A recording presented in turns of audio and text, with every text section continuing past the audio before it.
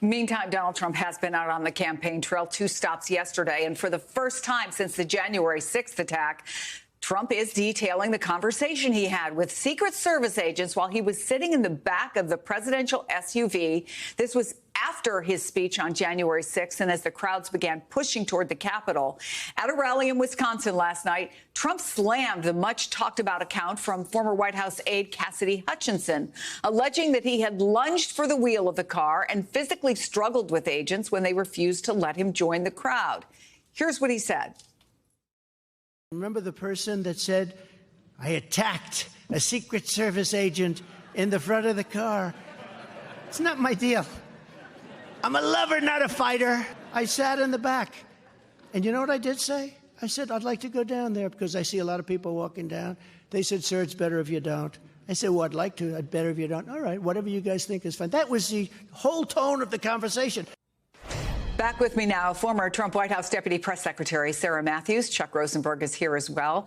Sarah, we just want to remind everyone you did testify before the January 6th committee, and you also resigned your White House position after what happened that day. But I wonder what goes through your mind when you hear Donald Trump's description and his dismissal of Cassidy Hutchinson. Yeah, I found it interesting the way he kind of laid out that conversation. He sounded pretty calm and reasonable, which I can't imagine is how that conversation went. But look, Cassidy Hutchinson has said that this is the only part of her testimony that she heard secondhand. Everything else that she testified to, she was firsthand for. And so I think it's really interesting then when MAGA World decides to seize on her testimony, this is the portion of her testimony that they scrutinize. And she has been forthcoming and said that this was heard secondhand. And so I believe Cassidy. I believe that this is truthful. She's been nothing but honest and transparent in her testimony. And I think that she's extremely courageous for coming forward and going through everything that she's been put through, whether that's, safety concerns and harassment and things of that nature. And so I do find it really interesting, though, that Donald Trump seems to kind of have this obsession with this part of her testimony. And but he doesn't push back on any of the other claims that she made. Chuck, let me take you out of this trial today very briefly. Does Trump's account here maybe help Special Counsel Jack Smith get to the point that Trump not only asked the crowd to march on the Capitol, he wanted it to happen so much that he wanted to be there? Yeah, it might help marginally, although if you read the Smith indictment of the events of January 6th, there's a lot of evidence, assuming it's admissible. What you just described, Chris, will be a small part of it.